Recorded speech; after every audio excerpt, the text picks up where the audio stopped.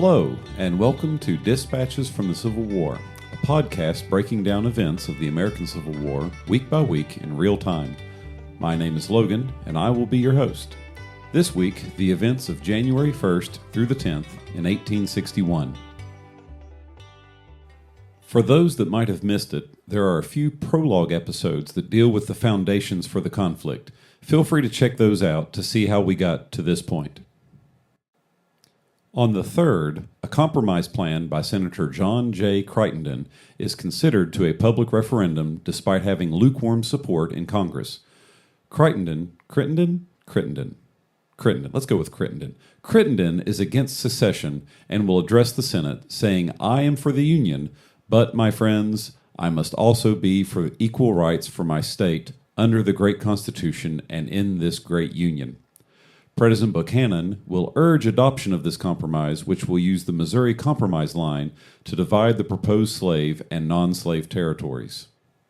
The previous Secretary of War, John B. Floyd, had sent an order for removal of guns from Pittsburgh, Pennsylvania, on down through forts in the South. This will be reversed by the War Department. States where emotions are running hot will see preliminary actions taken. Georgia state troops will take over Fort Pulaski on the Savannah River. South Carolina will seize the inactive Fort Johnson in the Charleston Harbor. Florida, I guess not wanting to be left out, will seize the federal arsenal at Apalachicola. Later, Fort Marion at St. Augustine will be taken by state troops. These actions are met with little, if any, opposition. Most of the facilities are unmanned, and the federal government does not want to provoke a confrontation with blatant defensive preparations.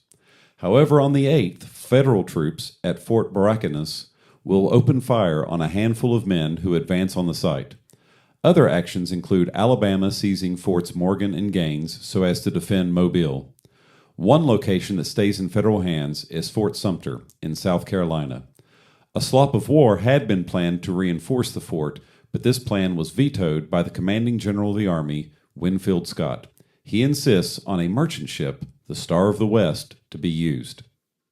On the 5th, a group of senators from the states of Alabama, Arkansas, Florida, Georgia, Louisiana, Mississippi, and Texas will meet together and advise secession for their states.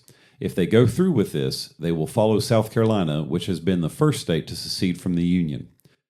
Despite President Buchanan's pleas, Mississippi will vote 84-15 to leave the Union on the 9th.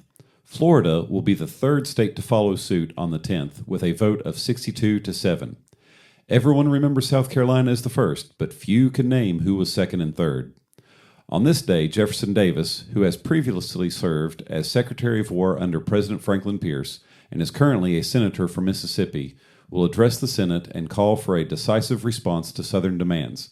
He decries the use of physical force to settle those demands and asks that instead the United States authority be maintained by constitutional agreement between the states. Speaking of physical force, on the previous day, the Star of the West will approach Charleston Harbor and is fired upon by cadets at the Citadel, the state's military academy.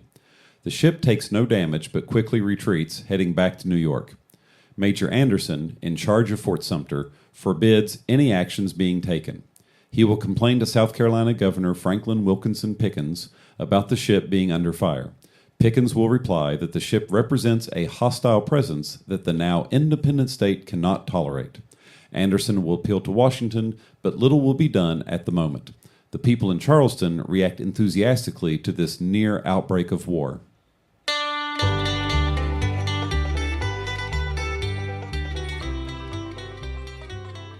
And that's where things stand at the end of this week. Politicians making a desperate gamble of a compromise, state troops taking over federal institutions, and now 3 states have severed ties with the United States of America. It clearly appears that armed conflict is on the horizon. This seems unthinkable for a nation so young.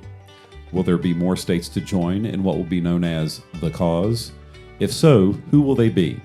What can President Buchanan do in the meantime, or does he just keep the ball in the air long enough for President-elect Abraham Lincoln to catch the hot potato? Tune in next week to see what directions these actions take. This episode's music is John Brown's Body, a tune originally written before 1855 that was originally "Say Brothers, Will You Meet Us," being used as a Methodist camp meeting hymn. The 2nd Battalion Massachusetts Volunteer Militia used the melody to parody Sergeant John Brown and were surprised that people associated it with the Kansas abolitionist of the same name. Due to the catchy nature of the melody, it gained widespread popularity. In 1861, Julia Ward Howe wrote new lyrics to the tune, and it became the Battle Hymn of the Republic. Howe said she woke up while staying at the Willard Hotel and searched for an old sheet of paper and an old stump of pen which I had the night before, and began to scrawl the lines almost without looking. Having completed this, I lay down again and fell asleep, but not without feeling that something of importance had happened to me. Thank you for listening to Dispatches from the Civil War, written, produced, and recorded and developed by myself with assistance provided by Rosemary and Paige, the podcast kitties. If you've enjoyed this or other episodes, please consider putting up a review and recommending it to your friends. Until next time, keep fit as a fiddle and toe the mark.